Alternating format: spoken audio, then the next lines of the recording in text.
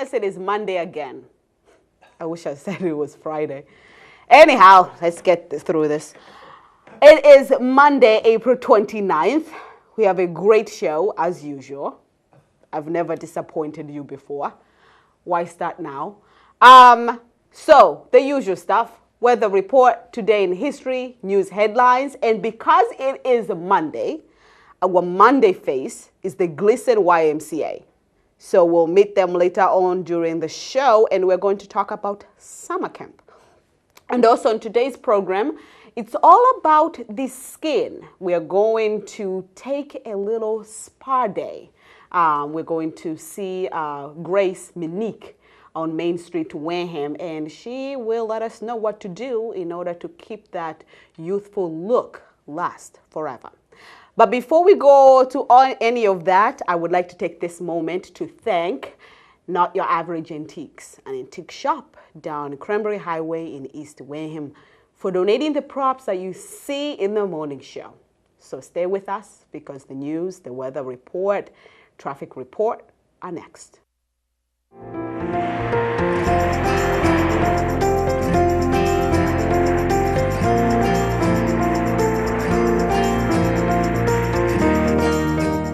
Okay, partly cloudy today, then becoming cloudy with periods of rain this afternoon. High around 55 degrees. Tonight, cloudy with light rain developing after midnight. Low around 43 degrees. Tuesday, that is tomorrow, showers in the morning, then cloudy in the afternoon, high at 49 and low near 40 degrees. Expect normal traffic at Route 3 and 495. The weather conditions are great, and so safe travels, everyone.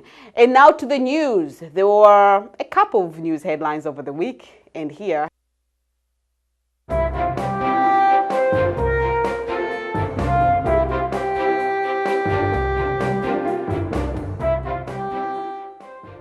So Wareham police had a busy weekend last week. They had arrested about half a dozen people in the course of only 2 days on a variety of charges. And also, Wareham Week newspaper didn't have much apart from the police department arresting all the bad people in town.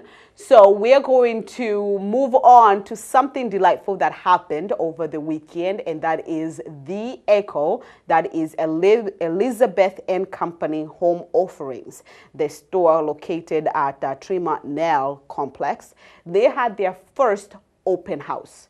And here are some of the things that you might have missed or might have seen.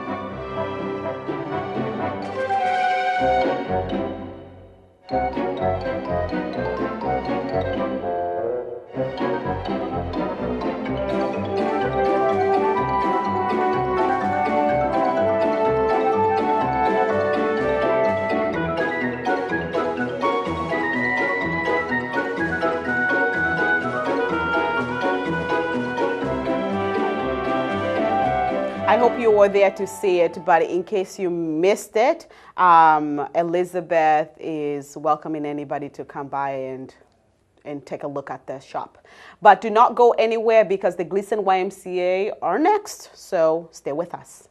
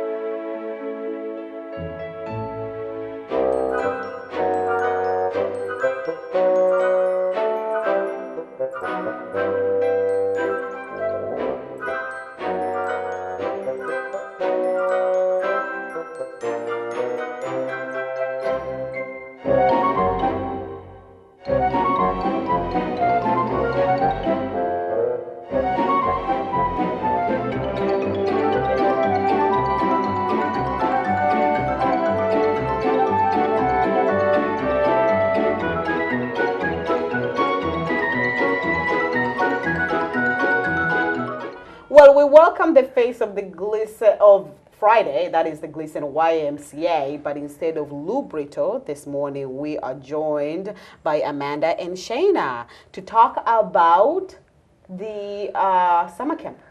So, welcome, ladies. Thank you. Hello. You're a little nervous. A little nervous. You have done this before. I know. So many times. You should be an expert now. I know. If I need a substitute, you could just come and run the show. That sounds perfect.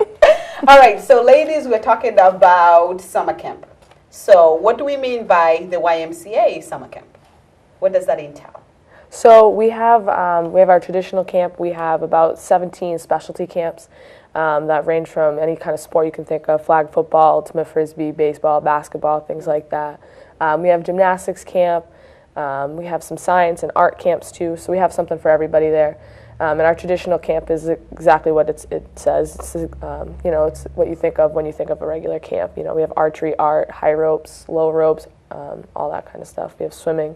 So, nice. Yeah. What would you like to expand? There is quite a bit to do at summer camp. Like Shayna said, there is something for everyone. That's the best part of our camp. We tried really hard this summer to offer things that weren't as sporty for the folks who don't really like the outdoors, like myself. Oh, okay. So that's I thought that through. Yes, and that's the point there. Some people, even myself, I'm not very interested in outdoor stuff. So then how do you help these kids, those who are pushed by their parents, like, you gotta go, you gotta try this? How do you put them at ease?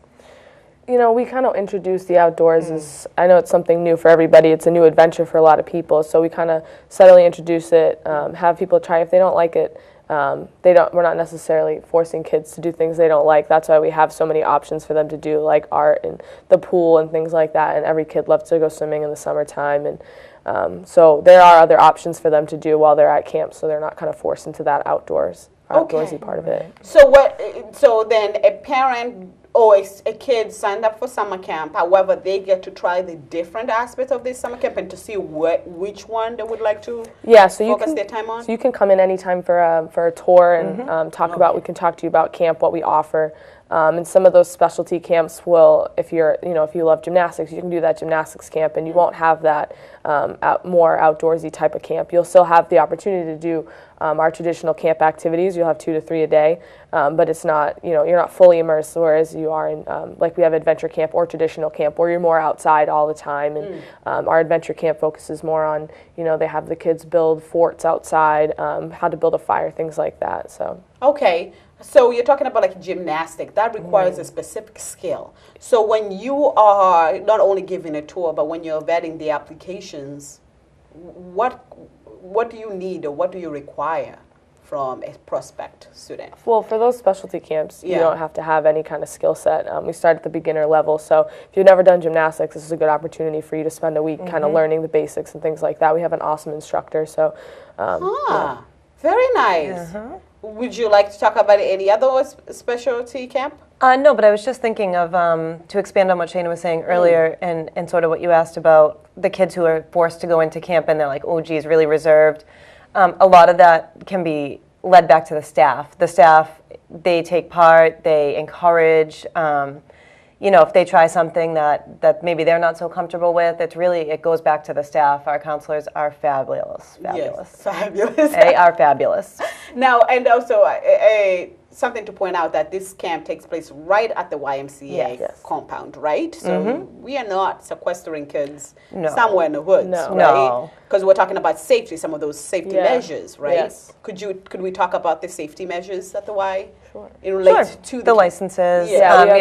So we're licensed by ACA and the Department of Public Health. So they come in every year, inspect us, and we go to trainings throughout the year to make sure that both of us and our staff are, equipped with those certifications and they know how to do everything. We make sure all of our staff are CPR first aid certified, and then all of our high ropes and archery instructors are certified in their departments. So everybody's up to date with their certifications, safety-wise and skill-wise too. Fantastic. So when we're talking about classes like the swimming or the gymnastics, how many hours does one get to spend per day there? How long is the camp session? When do parents drop their kids off and forget about them for a while? The traditional camp hours are 9 to 4. Okay. Oh, that's nice It's a long decent day. jump. Okay. And then we have extended care options in the morning and in the afternoon. So the earliest you can come is 7 a.m. and the latest that you can come is 6 p.m. Oh, fantastic. So I So take it's flexible. Oh, it's flexible, so they can have breakfast, lunch, snacks, all included on their package.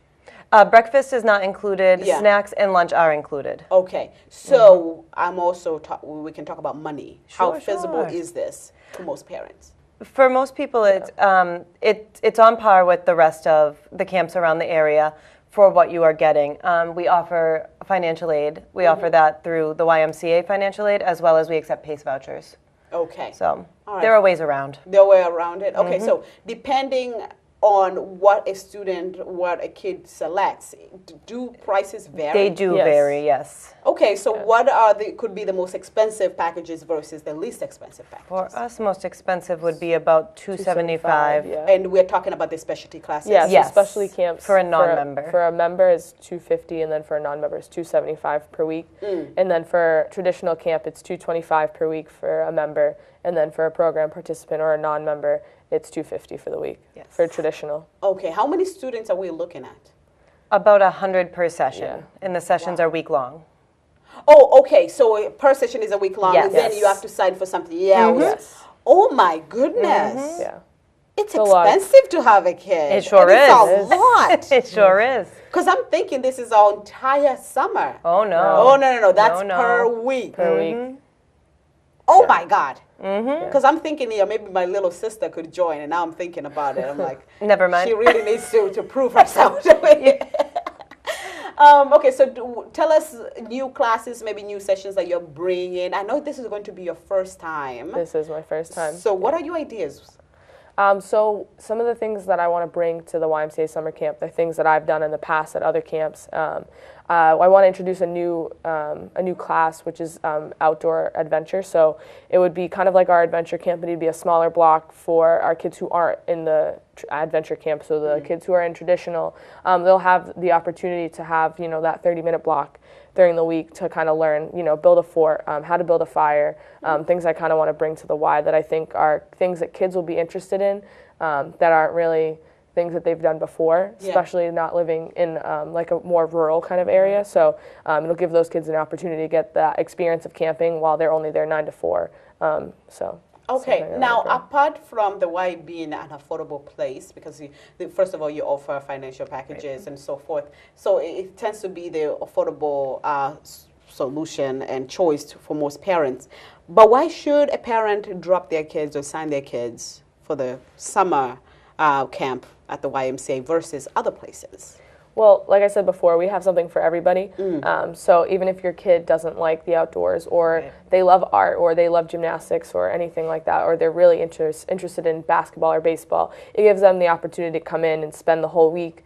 And it's not necessarily like other camps in the area where if you were at a basketball camp, you would just play basketball for the whole week, and that's the only thing that you would do. And here at the Y, we're able to give those kids that 2 to 3 hour block to work on those basketball skills or those gymnastics or art skills, but then give them the opportunity to go to the pool and participate in traditional camp activities, which is not something that's common in a lot of specialty camps like that. So, what's the biggest age group you have? The largest age group is probably from the age 6 to about 8. That's 6 our to- biggest age group. Oh, okay. All right, and do you take as young as how old? 5. 5 and as old as All the way up to 16. Holy Jita! Yep. How do you bust Counselors around a in trainings. 16-year-old? They are counselors in training. Counselors in They are training. they are counselors in training and leaders in training just before that. Oh, from, okay. From 12 to 13. Wow, Yeah, you they guys are are- going to be very busy. We are always very busy. Yes. Okay. Well, it sounds very interesting, and I won't give up on my sister just yet. So thank you to you both to Absolutely. educating Thank us a you. little bit about the camp, and hopefully we can visit this summer. Absolutely. We'd love we, that. We can shadow you, especially with the little ones. Oh my gosh, Yeah, yes. it's fun. Yes. Okay, so that concludes this segment. Joining me was Amanda and Shayna from the Gleason YMCA talking about summer camp. Stay with us because it's all about the skin at Grace Minique Skincare. Take a look. Feeling like you need a spa day? Skincare. Well, get down Thank to Main Street. Located inside Wareham Center on Main Street is Touch of Grace Skincare. This spa destination offers a wide range of services tailored for both men and women. We'll be meeting Grace Minique, skincare cosmetologist and the owner of Touch of Grace, to learn about some of the services she offers to help you slow down those facial wrinkles and give you a long-lasting, youthful skin. So tell us about your business and the services that you provide. Okay, well, I've been in business, it'll be 3 years in June, and it's been great. I like to provide a lot of different services, so different needs of the customers that come in. So I am sure that a lot has changed in skincare, also Right. hair. We see a lot of trends back and forth. So Right. what's the main focus nowadays regarding skin? The main focus is youthfulness. People are looking to capture the youthful appearance that they've always had, and they're realizing the sun and the damage that they may have done over the years. So they're trying to maintain what they have moving forward and maybe do some corrections on some of the issues that sun damage may have caused, or just overall. Now, you do not only serve women, also men. You offer Right. services for men. Yes. What do men seek? Men seek, a lot of times, the most popular is the back facial. They have dry skin on their back, they're itchy, their wives are tired of asking to scratch their back and so on. So the back facial is very popular with the men. It's a complete facial on the back. So we use the steam, a mask, exfoliating, sometimes microdermabrasion. We get the back clean and smooth and hydrated. I am here today for microdermabrasion treatment. Microdermabrasion is a minimal invasive procedure used to renew age spots, treat acne, and other skin-related concerns or conditions. So I'm going to turn this light on and just take a peek. I know we've looked at your skin before. It's terrific. So this is really the secret to a longer, youthful face? That's right. This is recommended. It's really up to you if you're trying to achieve something. I have a lot of clients that come in once a month for it. They routinely make a once-a-month appointment for about an hour visit. This is a papaya enzyme that I'm putting on. It's just a skin cleanser. It's all natural. It smells really good, and it lifts off anything that we didn't take off when we wipe the skin.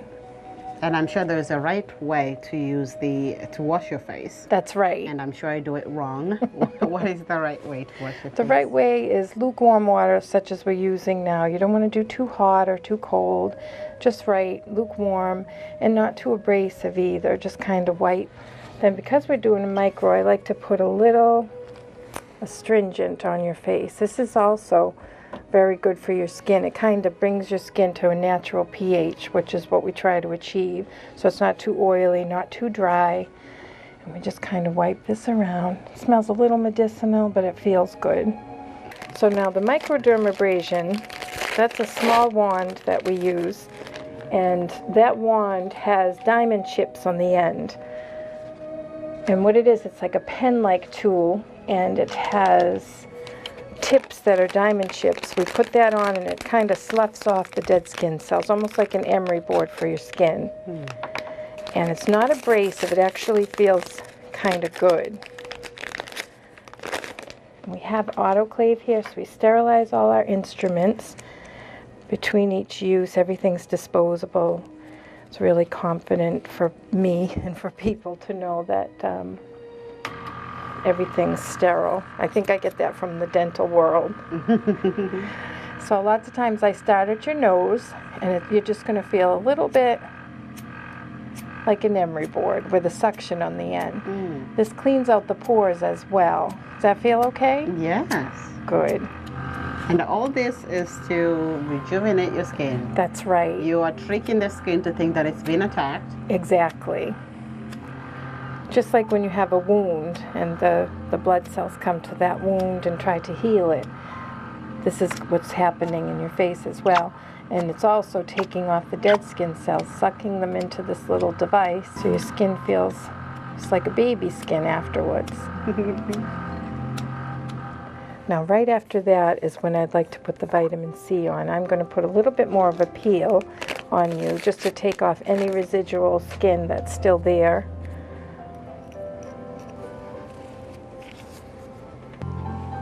Oh, it smells so Doesn't it? It's just the best stuff.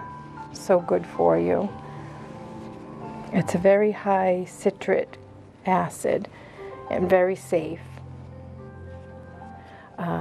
There are chemicals out there. There are glycolic acid you'll see over the counter. It's probably about 2%, where this is, in a glycolic here, we'd use about 30%. That looks good. So the dead skin cells are off. We've peeled everything as well. So we did a mechanical peel with the microdermabrasion. Then we just did a chemical peel with the vitamin C. And now we're going to do a massage on your skin and use a little bit of steam. This has all kinds of good ingredients that are just going to absorb. Oh my God, right it smells in. like coconut. Yeah, it has little, it's almond, shea butter. It's really good for you. It feels like I want to lick it. I know, doesn't it? Most of the products you can. When they're all natural, they absorb right into the bloodstream. So I like to go the natural route.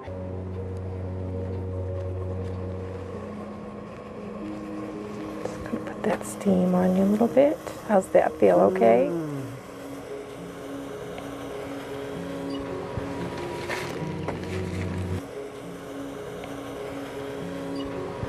So lots of times we'll do this massage for about 15 minutes, 10 minutes.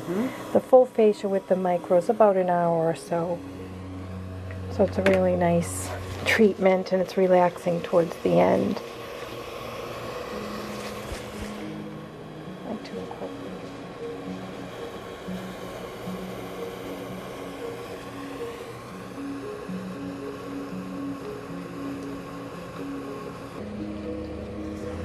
I'm going to cover your eyes with little green tea pads while the light is on, because I'm going to look close to your face.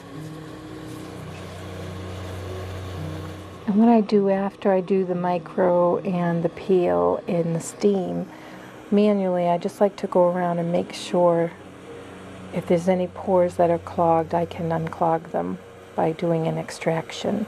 And after the steam, it's very easy to do it, so it's nothing that you should be concerned about feeling discomfort or anything. After that, when we've done the extractions, I like to put on another, it's an enzyme peel. It's fenugreek, it smells really good. It's really good for your skin. It kind of deposits all sorts of minerals and such on your skin. I'm placing a collagen pad under your eye.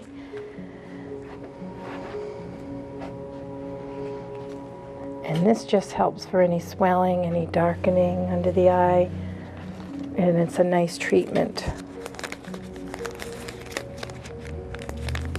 We call this the gold treatment, so it lasts about 28 days. This is a fenugreek mask, and it also has an enzyme peel in it as well. So it's like you're getting a triple treatment of peeling. This one's an all-natural. It kind of calms the skin after being with the microdermabrasion and then with the chemical peel. This is a natural peel and a mask, and it's depositing all kinds of vitamins into your skin after it's been pretty much exposed for everything to be able to be incorporated into it. Nice and cold. It is. It feels good after you've been chemically peeled. And the steam helps to let it sit.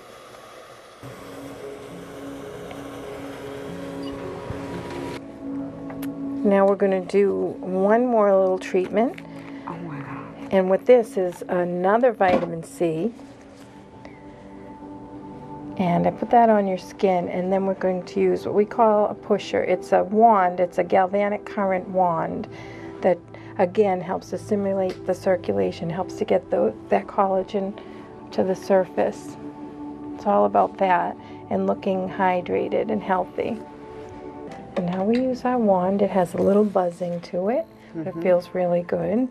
So it's helping to push that product in as well as stimulate your circulation. There's different types. Some people have what they call a basic facial, which is still a great treatment. It's some massaging and incorporating products. This is one in the office. I call it my AA, anti-aging. And I like this one because it's really for everyone. And sometimes we use a glycolic peel, sometimes a vitamin C peel, but we like to do the microdermabrasion because that's the most important, I think. Without that, the dead skin cells are not coming off, and it's almost like a disservice to just massage the skin without it. It really looks terrific. Well, I feel terrific. Good. Truly, truly, I do. Good. I feel so light. That's a good I wish thing. my whole body felt like this. And as if the appointment wasn't a treat enough, with each visit you walk away with a special gift, specially customized for you. Some facial scrub and a concussion to last you until your next appointment. Grace, you have been here. This is your third year, Yes. right? You've been doing this all your life. You're knowledgeable. You offer multiple services. So really, it's just people to come in to check you out. Right, Okay. right. And whatever their needs are, I'm sure you can meet them. Yes, thank you. I try to anyway. Thank you so much. Oh, Grace. you're welcome. Thank you. Going straight to history, right? And now let's take a moment to see where we were today in history.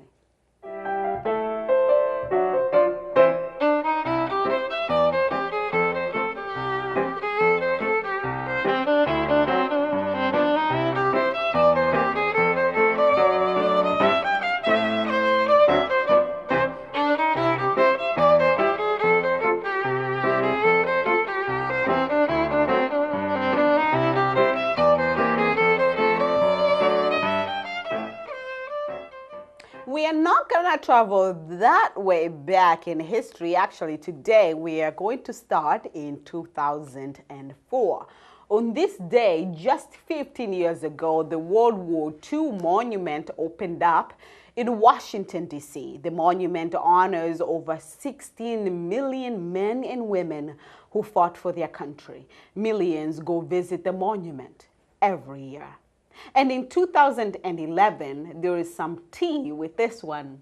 On this day in 2011, Prince William and Kate Middleton, who were married, with over an estimated 2 billion people watching online and on television. It was a joyous occasion.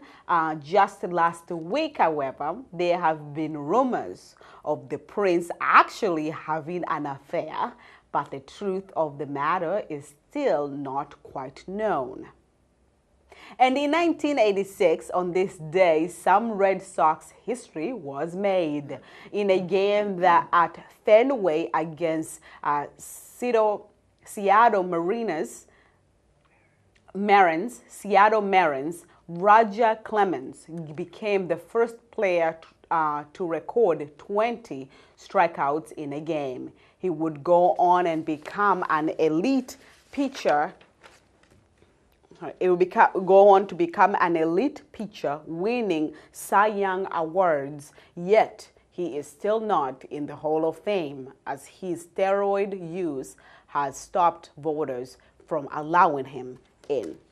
And in terms of birthdays, well, not yet in the birthdays, sorry. We're going to go to 1854. The Ashmun Institute was chartered in Pennsylvania. This school was the first college for only African Americans. This school still survives today, now known as the Lincoln University. And today's notable birthdays belong to Jerry Seinfeld, and Duke Ellington.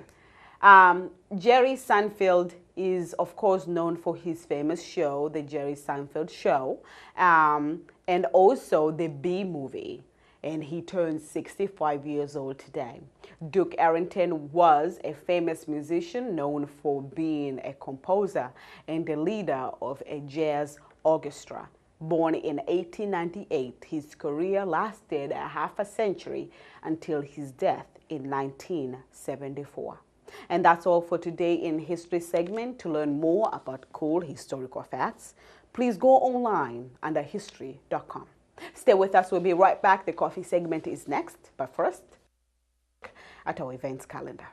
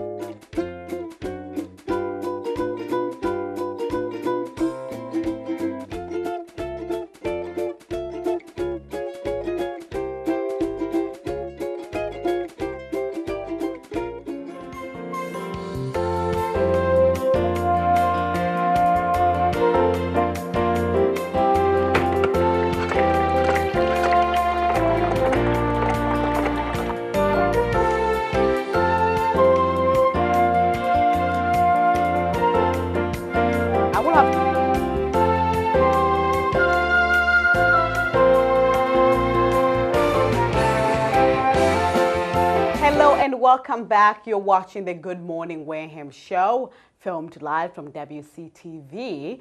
And today, well, right now we are going to play the coffee segment. I do not have a guest. However, I have a great program to show you, which talks about how one can expand their savings, how you can take your savings and grow it over time, or the little tips that you can learn along the way on budgeting your money and also save it for the future. So here it is, your money and you and the law.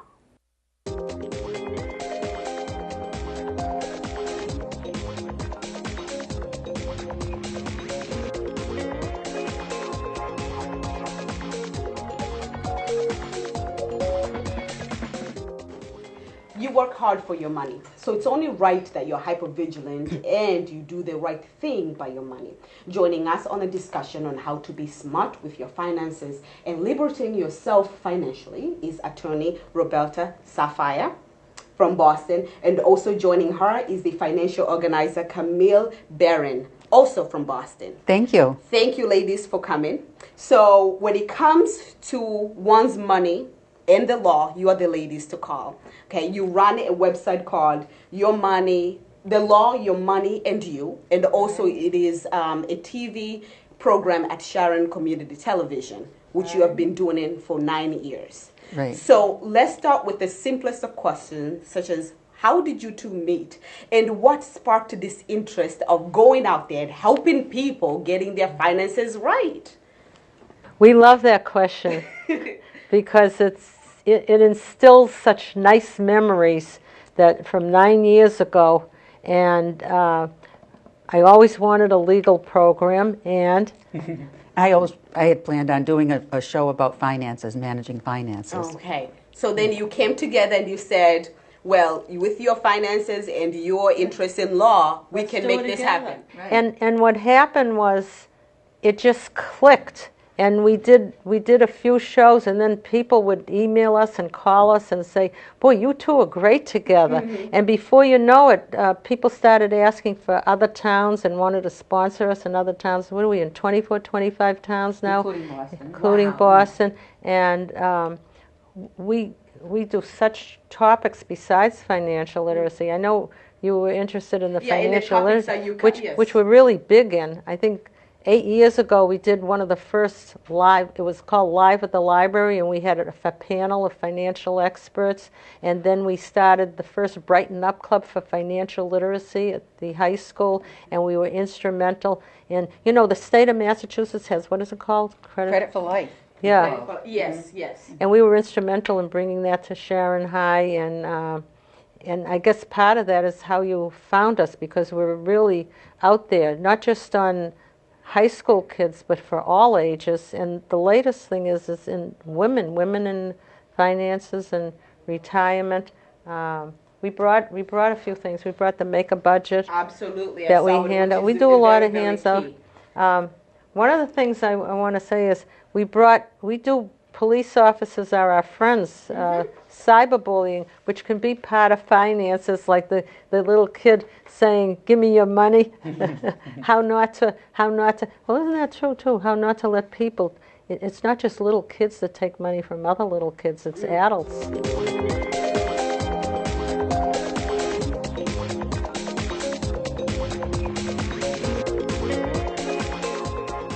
I have invited you here to talk about retirement. And the main question is, can I afford to retire?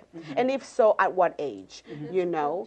Yeah, and people are afraid that whatever they're doing, it's not going to be enough. Right. So before we get into the nitty-gritty of retirement, where should the conversation begin? What are the right questions, the right first questions to ask? The first thing that people have to do, getting back to this sheet that we provide, is you have to start with knowing where you are today. Okay. And a lot of times people don't even know that.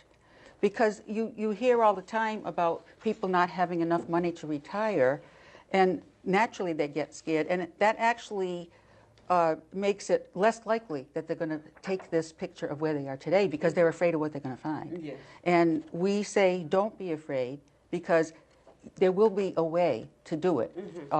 Maybe catching up from things you might not have done yet. Yeah. But you have to start someplace, and let's face the reality, whatever that is. Yeah, you know, you mentioned to start someplace and to just outline your finances. You know, I've spoken to my mom, and she might not like this, that I'm mentioning her. But, you know, when I said that I was going to have you ladies here to talk about retirement and helping people straighten out their finances, she said, it's too late for me. Is there such a thing as it is too late for me? Is she working now? She's okay, she's retired, but she's in a very tight budget, and I think, you know, it's driving her crazy. Well, the thing is, everybody thinks it's too late, especially when you're over 50. But the first thing that I recommend people do is sit down with a financial advisor, someone that you trust, and just lay it all out. And a financial advisor will actually walk you through the steps. And maybe it's not too late. Maybe she can still manage somehow to make her be able to retire and feel confident about it. I know people who say they never expected to live as long as they did, so they would have done their money. And you know, that's another thing. We're living longer than Thank before, God. you know, which is good. It's good. You can be able to see your grandchildren and great-grandchildren. But the question is, can we afford to live longer? Well, you know, today, one of the biggest risks in retirement is outliving your money. Absolutely. And so there are new financial products now, more than ever, that attempt to extend your income over a period of time. But you have to be careful of the scams that are out there. For where people can go to, too, is the IRS has a list every year of the 10 most common scams. But there are so many scams out there, people who want to talk you into a good investment. You got to watch out. If it's too good to be true, it usually is. Retirement plans that aren't really retirement plans. That's why you have to go to a trusted financial advisor and a trusted attorney. And sometimes people think that, oh, well, I'll put my house in my name and my son's or this or that jointly, and when I die, we'll avoid probate, and he'll make sure the other kids get it. Doesn't work that way. The other big risk, because we are living longer, is as we age, we're more likely to develop conditions where over time prevent us from being able to be independent. And we might have to consider living someplace else. We might have to consider having people come in and stay with us. We might have to consider at some point even a nursing home.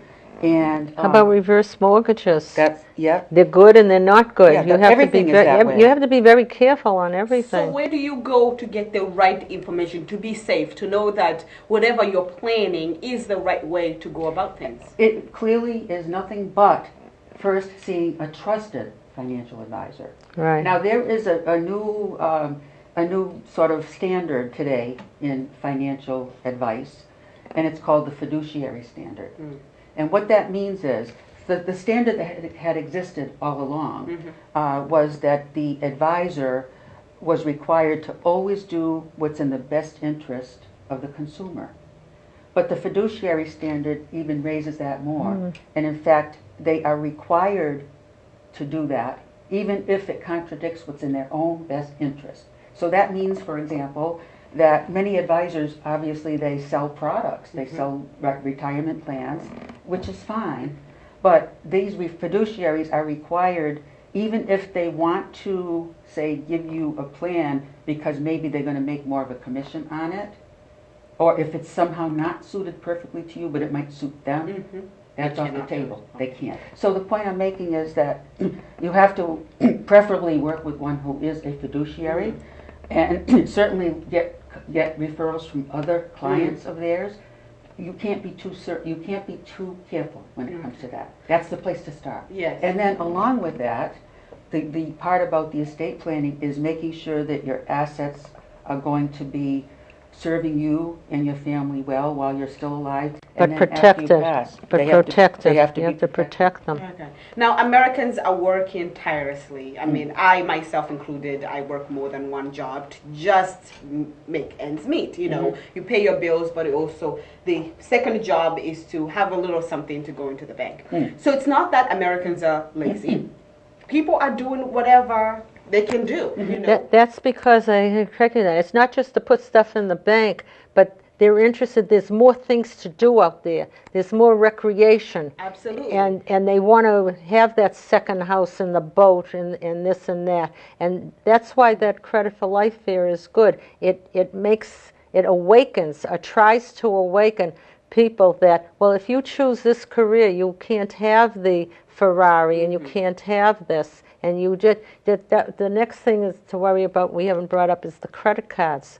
Watching out about credit cards. And we'll get to those, but with the point of people working more than one job, some of them within 3 jobs at one time, yet majority feel that they cannot afford to retire someday. Where do you feel the disconnect is? Are we spending more than we should, or is it the wages are not compatible to today's living styles? Or To have. Well, Especially if you have girls. Everybody has to retire at some point. Either the decision is made for you or you make the decision. So it's unavoidable that you have to plan for what's going to happen. Absolutely. And to the best of our ability, we have to remain in control. And again, I can't overemphasize, but you have to be able to sit down with someone who can really advise you as to what's possible for you and what you might have to change in order to retire. also, you mentioned credit cards. You know, you can build your credit by getting a credit card, using it, and so forth. I have maxed out my credit card once, and that's a lesson I will never forget. So tell us how people can stay in that tiny, thin line between building your credit card and not. Well, they have to understand that they're paying interest on interest. That's why it never goes. These people who figure they're going to pay $15 a month because it says you could pay $10, $15 a month. Okay, so now you're paying, and what are they, 18% now? And it's on and on and on, and that's how they never get out of it. We talked about credit card, but we also, people are wondering about Social Security. There is a myth out there, rumors that Social Security may be going away someday. To my understanding, I don't think it will totally go away. It's just because we live longer, there are more people on Social Security than those contributing in it. So what other things can people do instead of just all eyes on Social Security? What else can we do? Well, first of all, about the Social Security going away, there's no question that Social Security and Medicare, at some point, there's going to have to be some modifications made to it. I don't know what it will be. Maybe it'll be an income standard. But whatever it is, I don't think we'll see them go away because we would have a revolution in this country if we did. So I don't think they're going to go away. Absolutely. But what can people do? Again, it's a matter of figuring out how much you need to live on, which the budget helps. Yes. And then how much you think you're going to need to live on when you retire. It used to be the 80% rule. It used to be whatever you need now, you just take 80% of that, but that's not true anymore. Because first of all, if people are fortunate enough to be healthy, they want to be able to travel and those sorts of things. And on the other hand, if they are not, healthcare takes a huge portion of their expenses. So either way, you have to be prepared that it could even be more. Better. You know, the families, and I've spoken to a few people, and they, like a single mom and others, you know, a full family, and they will say, we are trying to manage our money. We are following a specific budget, and we are working as hard as we can, but still at the end of the day, we just do not have that extra, you know, to put aside. What do you say? I mean, there must be something to do out there. Well, see, can you invest? I mean, some people talked about investing in real estate and so forth. How likely is that? Every situation is different, and I'm not a financial advisor. I mean, I help people with sort of organizing their finances and how to approach what you're asking or anything else that's a goal. But when it comes to financial advice for each situation, that's why you have to have somebody who can really focus on your specific situation. Because I always think no matter what the question is, there is always an answer. We may not know it right away when we first ask the question, but there is always. In every walk of life, there is an answer. We just haven't discovered it yet. One of the first rules, and I remember this as a kid, you don't buy something that you really don't have the money for. In other words, don't say, oh, well, I'll put it on the charge card, because you're going to have to pay. You're going to have to pay at the end of the month. So don't buy anything that you can't afford. Never mind, you really don't need it. Would you say education is a big factor? Like, we need to go back to school. We need to get that master's degree, that PhD. Well, not that, but general education. What we have learned in our 9 years of doing this is that there's a huge education gap as low as middle schools and high schools, where they learn all these topics, they learn all these subjects, which are important, but they don't learn about managing finances. And how do you sell managing finances to young students, young kids such as you have to sell it to the school committees. Oh, okay. That's who you sell it to. You sell it to them, and you have to let them know that it's not going to cost them anything. And you do like we do. We volunteer this, volunteer that to get them in there. And there are a lot of banks out there that are happy to help too, especially when you know you're not charging them either. They'll give you printouts, or they'll have people come. We did that. What was it? The kids did it. The Brighten Up for financial fitness, and we had investment, taxes, a college counselor, and it was funny. They were more interested in the taxes than the college and things like that. But and then you get a teacher, and the teacher was willing to give the kids a good grade on part grade if they participated, and they're the advisors. So you get the school in it, and the school will get to the kids. And taxes are ugly. I mean, you work so many hours, and the more you work, the more taxes they take. That just When we did this, what was called the Financial Reality Fair, the exercise really was essentially this. Okay. It took a different form, but each of the students, and they were required to go. A half day was set aside for them. And they had to fill out a budget. They were assigned one of 4 careers, so they could choose one of 4 careers that had an income. And then they had to choose from all the major living expenses like rent, car, clothing, groceries. They had choices. They went around from one table to the other, and they had 3 choices of whether they're going to buy the expensive car, a used car, or even not have one. And when they finished, they had to come to what was called a reality check. And if those expenses exceeded their salary, then they had to go back and make changes, because they weren't going to get out unless they did. And there was that wheel of life too. The wheel of life, where these unpredicted things happen. Maybe they got, maybe the furnace broke, or they had to get a new car. But good things too. They won the lottery. They won the lottery. Family expanded. Furniture. So it was only by that, by actually experiencing it, that they were able to get the light bulb went on. Absolutely. You can't just tell them. Yeah, I remember I tell my mom, when I was younger, when she used to buy me my cell phones, they won't last even for a month. It will break, it would get lost. You lose Until it, the day you I drop start it. paying for my own cell phone. Right. I've been having that same cell phone for I don't know how many years now. So it clicks when it's your money on the line. Yeah. Yes. It's like the thermostat on the heat when the kid goes out on his own. Yeah, Hey, turn the thermostat down. absolutely. I used to think my dad just wanted me to be cold, but until that I became my own, I will wear all the sweatpants I have. Yep. Caveat to that too, and that is there's so much information around, and people might read an article or Right. they might see something on TV, and they're only getting a little clip of the reality. So they hear, oh my God, That's all why these they have people the are not going to be able reality, to retire, and they get scared. And that's really not the best way. I mean, it's good to trigger thoughts that you want to ask, but it's really not the complete picture. Absolutely. So you have to try to temper that and not let that be your sole source of information.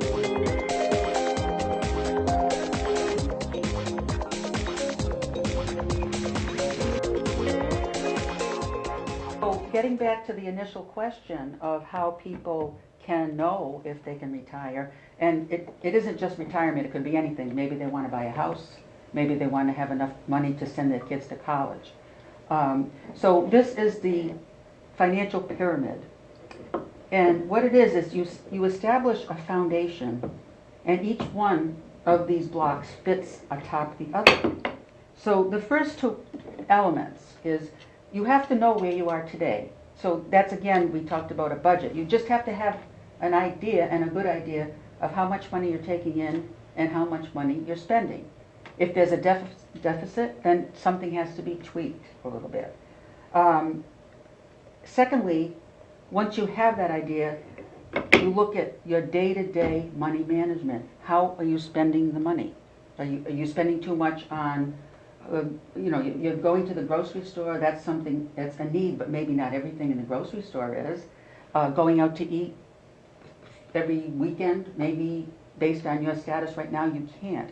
So it's a question of you're looking at something that is reality, and you just have to make some adjustments. You have to see what it is that you're doing and what could possibly be changed. Okay, so that starts with today. And then we kind of look back, or look ahead, I should say, at the long-term goal.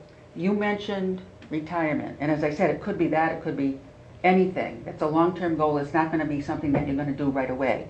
So if we use retirement as an example, so you have the point of where you are today, and you have where you want to be. And the question is, how do I get there? What do I need to do? And what happens is, typically, if you're working with a financial advisor, which I do recommend, that you try to get a financial snapshot of what it would take to live when you are in retirement. It might be a projection of what you're spending today. What things would you not need anymore? You don't need the transportation to work, for example. You might not need to buy as many clothes because you're not going to be worried about business attire. Those sorts of things. And then on top of that, we have the shorter term goals. It could be taking some vacations. It could be hobbies. It could be wine hobby. It could be maybe taking a big trip to Europe. But those are shorter term goals. And again, you have to plug in what is it going to take to be able to fulfill those goals. And then, actually this was here, I should have put that there first, but it's another important element no matter where you put it. Risk management. And what that means is you have to look at the things that could happen, particularly the bad things. So somebody might be very healthy today, and lo and behold, they get into a very serious accident, and now they can't walk. So what are they going to do? They're going to need more health care. Or one of their investments could go pooey. That's another type of That's your risk management. The money that they put away, it could be something happens, maybe the market drops significantly, so their advisor will tell them, we're going to be balancing out your portfolio, so you're going to have some low-risk investments that will sustain you during those ups and downs of the market. Any type of risk. You have a home, you live in a home, and maybe somebody gets, you have a pool and maybe somebody drowns, God forbid. You have to have the right protections in place so that won't happen, but you also have insurance. You have to have insurance that's going to cover those things. And that is called the umbrella policy, the personal umbrella policy, that picks up once your homeowner's liability insurance or your car, depending on what the accident was. You have to have another layer of protection sort of they call it the personal umbrella, because it picks up the excess. If you don't do that, then if you don't have that and something serious happens, you could lose everything. It's that important, and it's very inexpensive to have. And then lastly, estate planning. That again gets into what you want to happen when you die. And it isn't only about when you die, but even while you're still alive. You have to have a plan, say, of where your assets will go, to whom, once you die. But you also have to consider things like taxes. There's estate taxes, but there's also taxes when you transfer, say if you have an IRA and you transfer it over to a Roth IRA, which is post-tax, the Roth IRA. So people have to be prepared to pay some taxes now so that when they retire, they won't have to pay the taxes on those investments. There's a lot of things, like if you have children, how are you going to divide the assets that you do have? There's the long-term care problem, and that is another area where estate planning comes in. Some people may have a long-term care policy so that if they have to go to a nursing home, they have insurance to help them. Because many people are under the misguided impression that Medicare pays for that, and it doesn't. It doesn't pay for long-term care once you're on what they call custodial care. So if you can't get a long-term care policy because maybe you have pre-existing conditions or it's just too expensive, then you can sort of cover that risk by having certain kinds of trusts that will protect your assets in the event that you have to go to a nursing home. It'll protect your assets so that if you have to go on Medicaid, because you do have to spend down your assets, certain ones will be protected.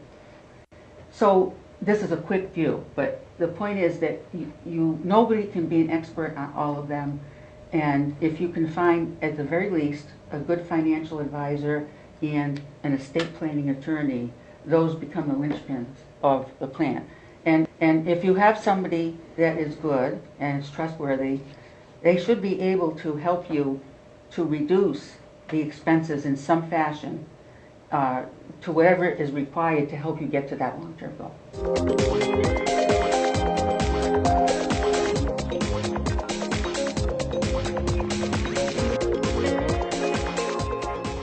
So thank you so much for coming. Thank you for having us.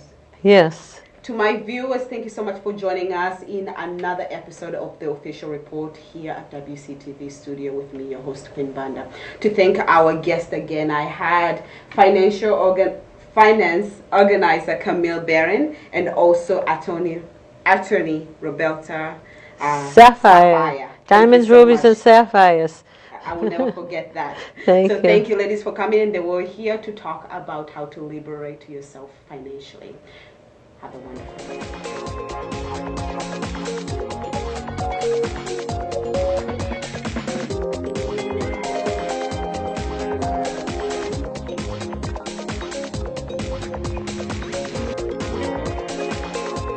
Well, thank you for joining me this morning for a Monday program. If you missed us, do not worry. This episode will air this evening at 6 p.m.